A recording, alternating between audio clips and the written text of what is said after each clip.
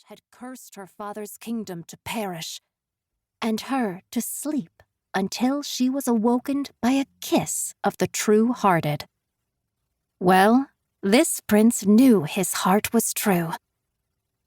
"My entire life has led me here," he told the sleeping princess. "I swear to you, I shall love you better than the moon loves the sunset, better than boats love the rising tide, better than a flower loves the... something? Not dew. Bees, maybe? He'd forgotten his oath, even though he'd practiced it for the entire quest. Then again, it was not his words that mattered, but the truth in his heart and the passion in his kiss. The oaths were just for posterity, a word he didn't really understand anyway. Posterity didn't have chapped lips and body odor from all that questing. The prince did. With no further ado, he pressed his lips to the sleeping princess's and held them there with his eyes closed for a count of 3, which was how long his squire had told him a real kiss was meant to last.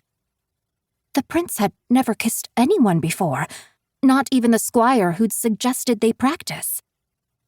He wished he had practiced now. He didn't know if he was doing kissing right at all. He opened first one eye and then the other. To his delight, the princess had opened her eyes, both of them, and was staring up at him with a look of deep passion. Or was that surprise? "Fear not, princess," he told her softly. "It is I, Prince Percy the Valiant, and it is my destiny to wake you and marry you and love you for the rest of our blessed lives." Her eyes narrowed, her forehead furrowed.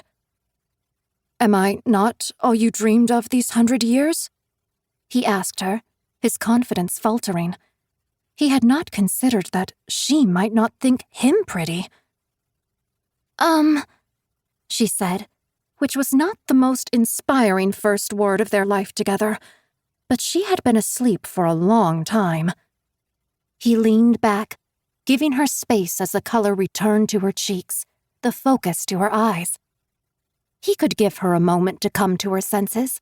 He himself was a beast first thing in the morning, as she would surely learn in the course of their marriage. To his surprise, she sat bolt upright. Like an unbroken mare kicking out at a new rider, she shoved him off her bed and sent him tumbling from the dais. He nearly fell over onto his princely posterior, which was not at all the first impression he preferred to make. "Princess!"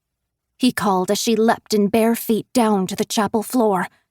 The wildflowers around her withered as the magic faded.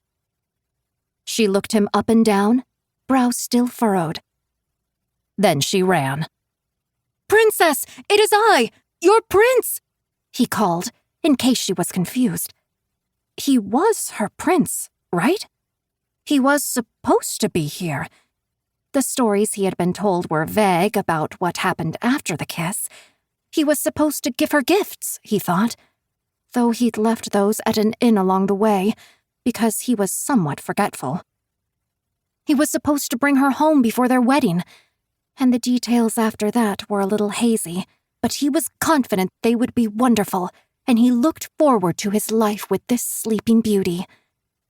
He just had to catch up with her first. She ran down the corridor, and he caught a glimpse of her graceful neck as she turned toward the throne room. The enchanted flowers and cursed vines shriveled as she passed. Stones crumbled, and dust rained down. "Princess, we must leave this place!" he yelled.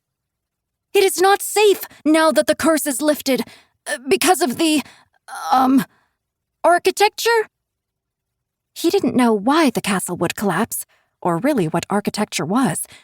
His education had focused on more practical things, like jousting. But he was certain the princess would look to him for reassurance, so he had to act like he knew, for her sake. He followed the path of wilted flowers to the throne room. They led to a platform on which a throne covered in brown moss sat, and a small closet behind that.